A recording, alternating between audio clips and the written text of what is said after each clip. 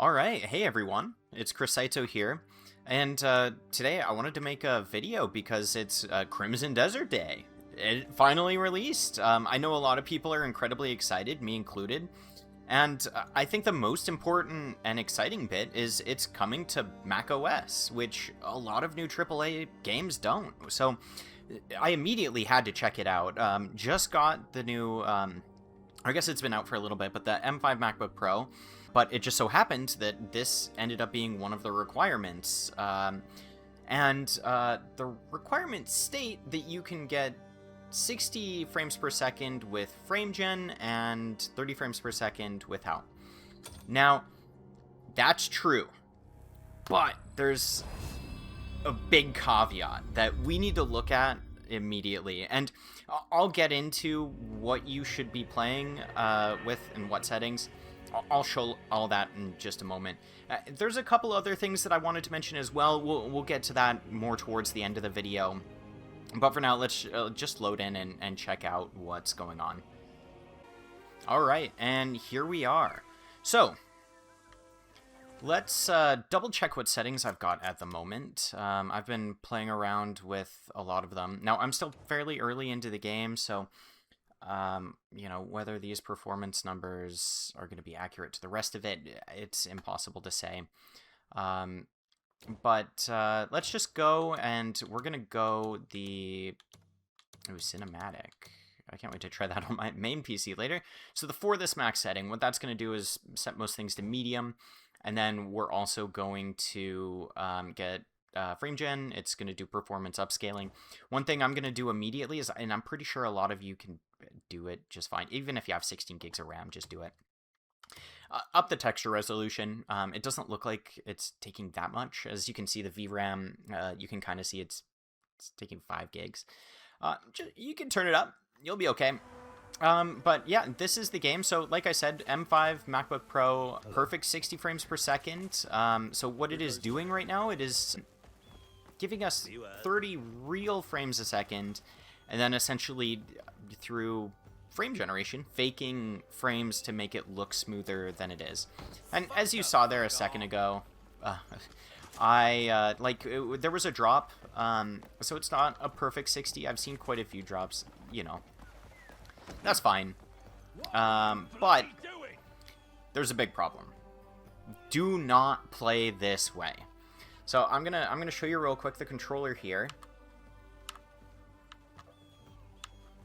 The amount of time it takes for an input to go through is crazy.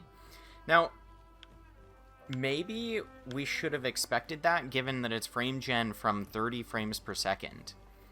But don't play this way. You're not going to get 60 frames a second. Don't do it. I'll splice in a clip here where I was arm wrestling a guy just a second ago, and there are some prompts you have to make, and if you don't hit them in the right spot, then you lose that portion of it.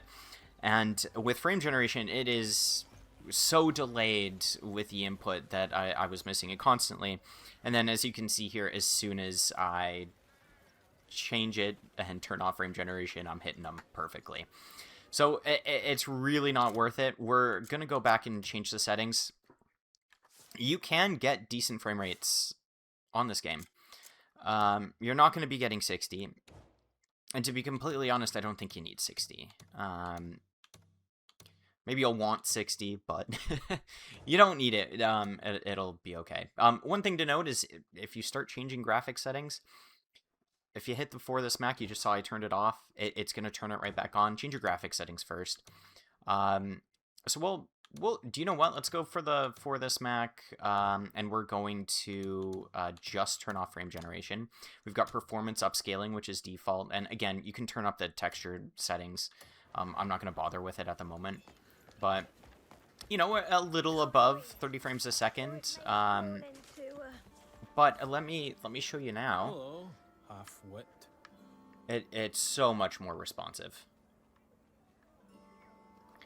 So again, I would not play with FrameGen on.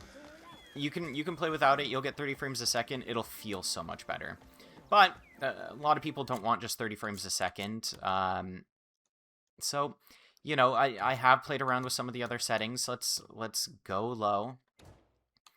We will make sure frame generation is off. We'll apply that.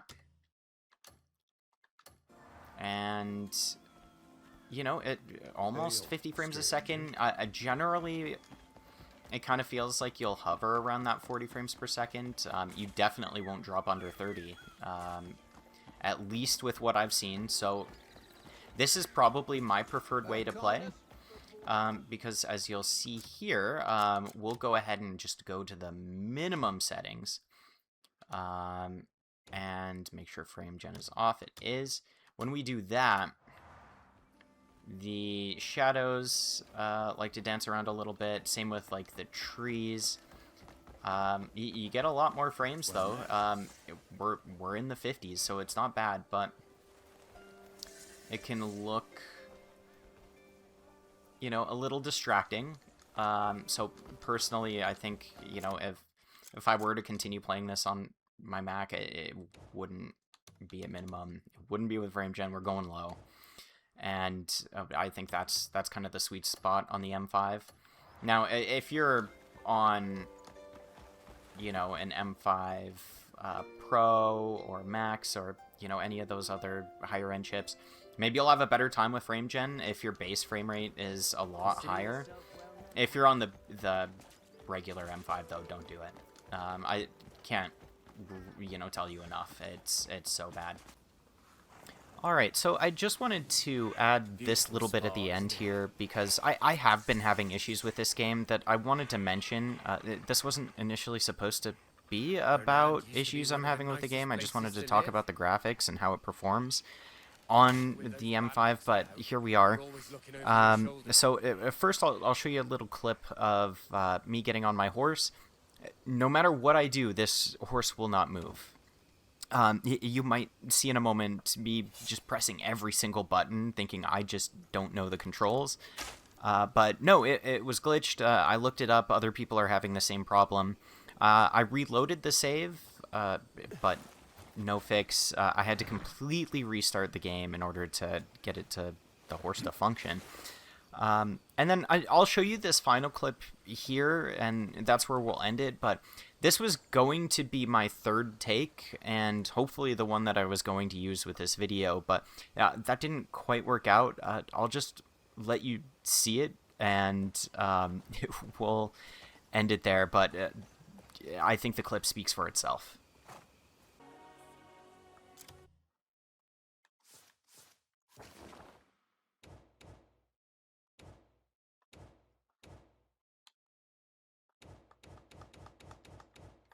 Okay, I'm trying to change the graphics settings. Did the game break? I haven't had this yet. I've recorded this a couple times. I wanted to do it better this time. Yeah, the game just, like, locked up. Like, but not? There have been a lot of glitches I've seen with this game so far. This one is quite annoying. Let's exit the menu. Okay. That was weird. All right. All right, so we're in the settings here. What I'm going to do first is we're going to go to for this Mac and just run it as is. So we'll apply that. And we got a crash. So that's been happening a lot.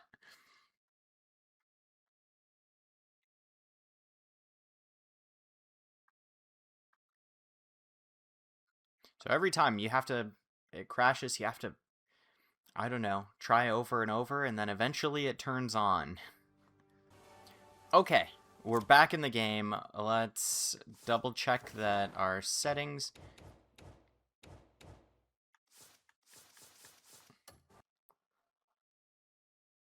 Okay, I did another take of this. I wanted to redo I wanted to redo everything, maybe to do it just a little bit better, but it's looking like one of the previous two takes that I did are gonna have to be it.